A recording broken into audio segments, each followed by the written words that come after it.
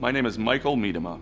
I'm a cardiologist and serve as director of the Nolan Family Center for Cardiovascular Health at the Minneapolis Heart Institute Foundation. Here at the Nolan Family Center, we're committed to helping prevent heart disease before it happens by conducting research and helping educate people about what they can do to keep their hearts healthy.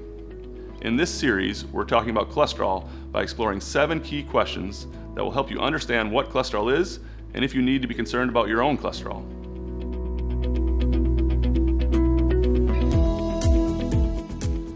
Cholesterol is a fatty substance found in nearly every cell in the human body. Cholesterol is an essential component of human life. It's needed to form cellular walls, make certain hormones, it aids in digestion, but too much cholesterol can increase your risk of developing heart disease. Cholesterol is carried in the bloodstream by substances called lipoproteins. These lipoproteins come in various forms, including low-density lipoproteins, or what we refer to as LDL cholesterol. LDL is typically referred to as bad cholesterol because increased levels can lead to increased plaque formation in the arteries, which then increases risk for heart attack and stroke. There are also high-density lipoproteins, which make up a person's HDL level. This is typically referred to as good cholesterol because high-density lipoproteins transfer cholesterol away from the blood vessels to the liver where it can be broken down. Higher levels of HDL are associated with lower cardiovascular risk. A typical cholesterol check or lipid panel at your doctor will provide you with several measurements. A total cholesterol level, which indicates the total amount of cholesterol in your bloodstream. An HDL, or good cholesterol level. An LDL, or bad cholesterol level.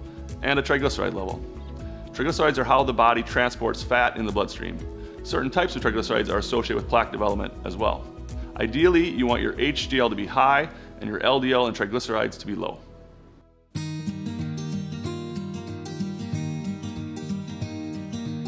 A healthy eating pattern and regular exercise clearly have a positive effect on cholesterol levels. Exercise increases HDL levels and decreases LDL and triglycerides. Diets high in fruits and vegetables, as well as healthy fats, have been shown to have a positive effect on cholesterol as well, while diets high in saturated fat and ultra-processed foods, including processed meats and processed carbohydrates, have been shown to have a negative effect on cholesterol levels. However, importantly, only about 25% of the cholesterol in our blood is determined by the foods we eat. The majority of cholesterol is produced by the liver, and these levels are largely determined by genetics. So while a heart-healthy lifestyle is incredibly important for overall cardiovascular health, it isn't always enough to achieve ideal cholesterol levels.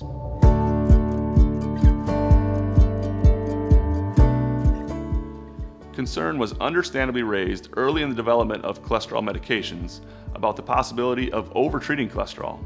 If the body needs cholesterol to function, maybe going too low can be harmful. However, at this point we can say with a good deal of certainty that we don't have any significant concerns about going too low with LDL cholesterol.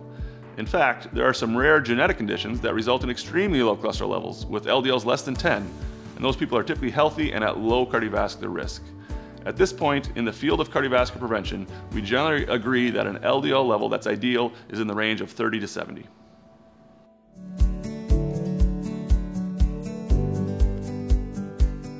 So based on all the science, who should consider treating their cholesterol? First of all, a heart-healthy diet and exercise routine are recommended for all patients. You don't need to check your cholesterol to make that decision.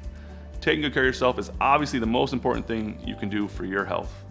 The question is, despite efforts at a healthy lifestyle, are you still at enough risk that you should consider lowering your cholesterol?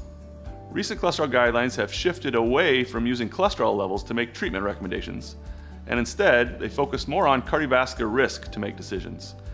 This makes sense, as the goal for treating cholesterol is to reduce your risk for heart attack and stroke. The guidelines currently recommend treatment based on cardiovascular risk with 4 main groups for which they recommend treatment. The first group is individuals with established cardiovascular disease.